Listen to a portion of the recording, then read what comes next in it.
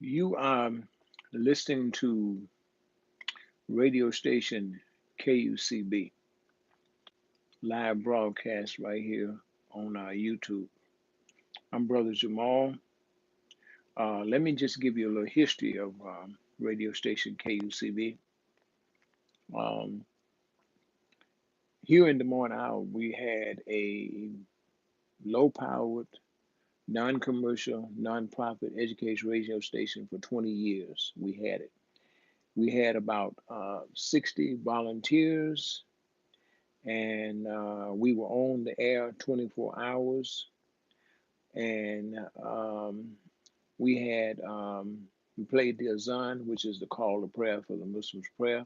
Played that 5 times a day, and we had a format to try to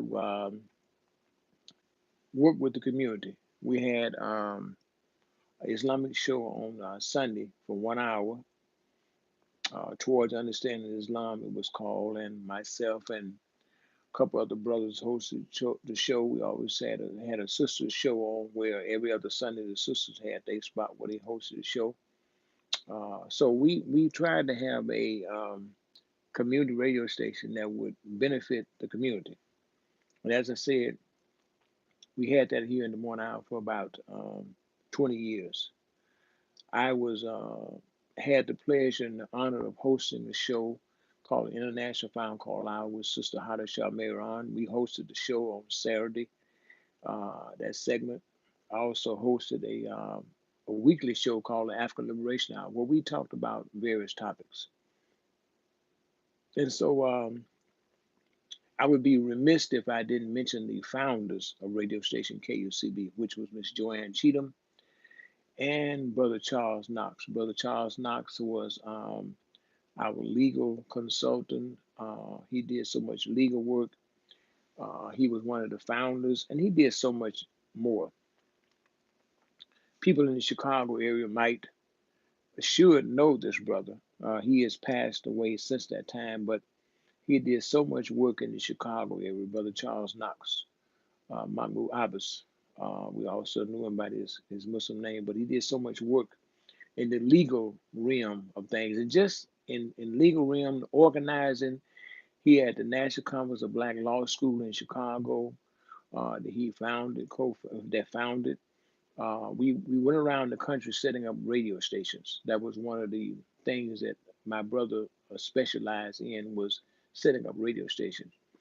We had went to Mississippi, set up a couple of radio stations: Cedar Rapids Hour, Waterloo Hour, Des Moines Hour, Chicago, some other places. I got a chance to travel and move around with him, and so the brother was an organizer. He was a member of the Black Panther Party back in the day. He was the minister of defense in the Black Panther Party back in the day. So I had the honor and pleasure of working with him here in Des Moines, Iowa, with radio station KUCB. And plus, we got to be comrades where we travel. We travel and did so much work and organizing together. So I thank Allah for putting us together and giving me the opportunity and having the pleasure to work with Brother Charles Knox during that time. So let me just jump into this segment. This is like part two. I did a live talk just a couple of days ago, and this will be like part two, and it's simply this part two is simply entitled "Why Are There So Many Black Girls That Are Missing?" And it's real interesting to me that all of these shows and talks that they have on, uh, we never see anybody really talking about why are there so many black girls? Why are there so many black women that are missing? People talking about everything else, and they get on YouTube and get on Facebook, and people be talking about some crazy stuff that don't even make no sense. Not making no sense at all, y'all. Don't even make It's not even in the realm of making sense. It's no reality. It's nothing to it. Just some crazy, whacked out stuff that people be doing on these Facebook and on YouTube stuff. Some of the stuff they be putting on. You know what I'm saying?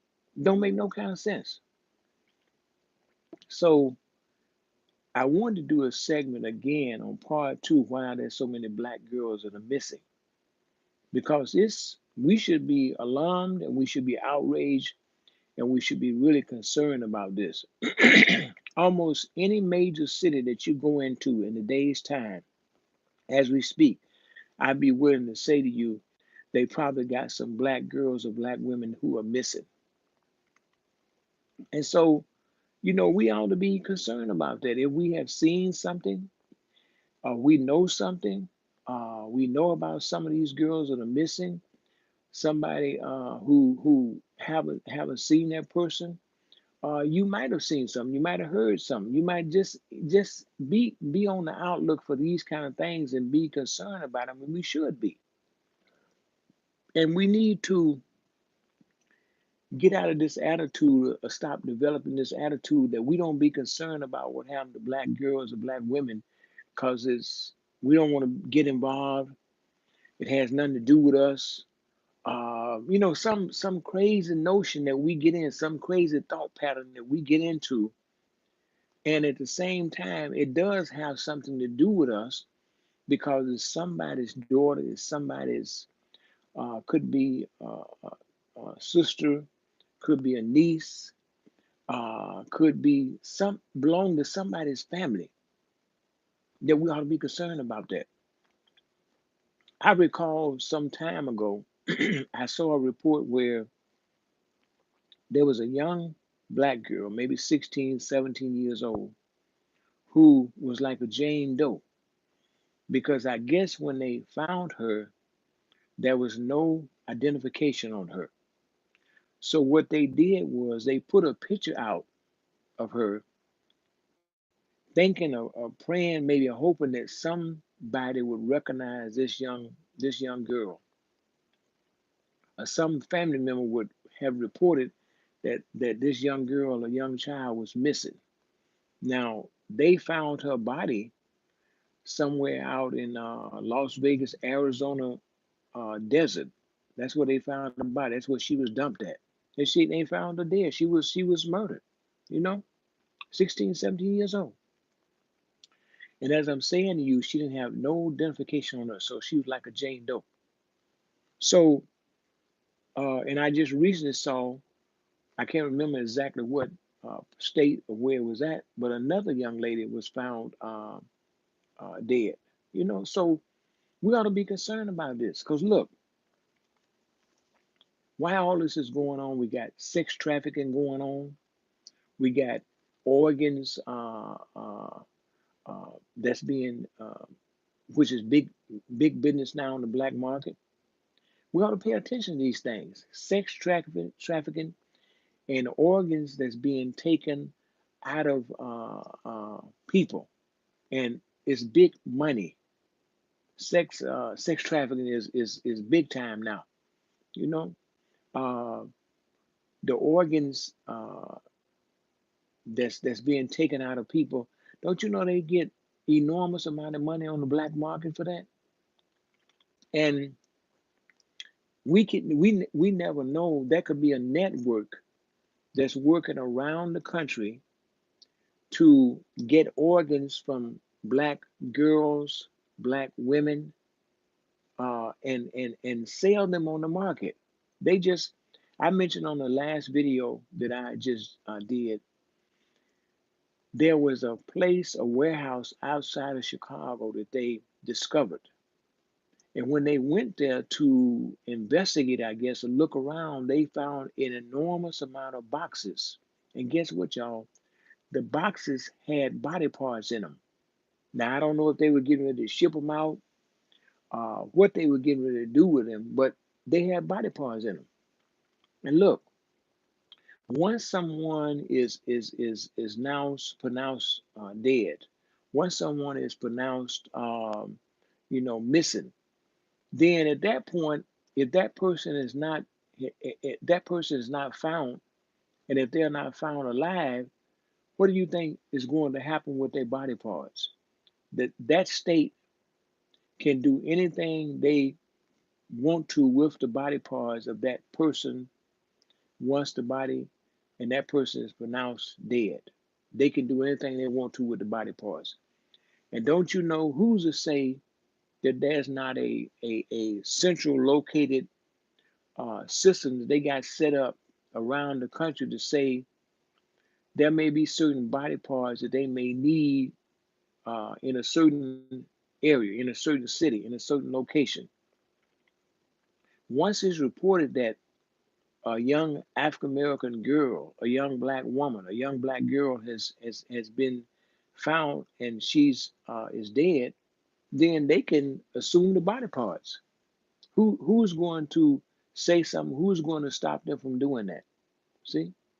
So it's these kind of things that we ought to be concerned about. I'll say it once again: the sex trafficking that's going on in this country and the organs that's being taken from bodies. This is the real deal, y'all. This is serious. Um, and we ought to be talking to our young sisters, to our young girls, to our young daughters, young women about being aware of their surroundings. You know what I'm saying? Being aware of your surroundings when you're out and about. Uh, Not being in no location alone, not being in a place where you shouldn't be, not walking the streets in a certain area where you shouldn't be. You know, I know a lot of times younger women and women is young maybe take the attitude they can drive and go where and walk whatever where they want to walk. Well, we're not living in that kind of society and we're not living in that kind of world. Now you can take that attitude if you want to, but the real deal is about this. If you place yourself in those situations and you're not aware of your surroundings, then you kind of place yourself in a situation where anything can happen, anything could go down at that particular time. See, I'm saying being aware of your surroundings. Uh, uh, and parents, if it's mothers, fathers, whatever, stop letting your kids go places and walk places and be out alone by themselves. Stop doing that. I'm saying to parents, I'm saying to fathers, I'm saying to mothers and fathers, family members, aunts, uncles, stop letting your kids be out and walking and going in places where they shouldn't be alone. Stop doing that. That is not a good idea. Not a good idea at all. To let a kid be going and walking, being alone in some area where they should not be. Even if it's just walking to the store by themselves, going alone. I know some of these abductions that I have seen is where a girl may go to school and they don't never make it back home. You know, they may start out at school and don't never get to school. Because they reported that they missing all kind of situations. So I'm saying across the country, whatever city, whatever location you're in, whatever part of the country you're in, if you have some young black girl that is missing, some young black woman that's missing, you ought to be concerned about that and you ought to be trying to do everything that you can to help bring that young girl or that young woman back home safe. If you know something, you've seen something, you ought to report it.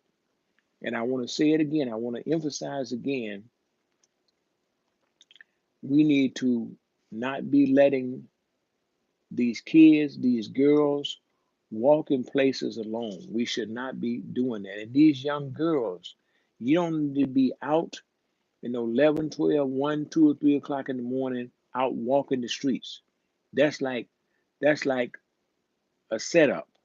You're setting yourself up. You might say that you can go and do what you want to do, but there's consequences to that. You know, sometimes we have our sisters who get involved with these crazy knucklehead men. I mean, crazy, crazy knucklehead men. That they do some crazy and bizarre stuff too. I'll say once again to you young sisters out there, you get mad, get upset at your parents, and you decide to run away from home or run off and do something real, real messed up. And what you could be running to, you may think your situation at home may be a bad situation, maybe a situation you get upset about. But think about when you run away and get out here in these streets or run away to the wrong person, the wrong people's home, and something happens. See, that's the other flip side of that running away from home.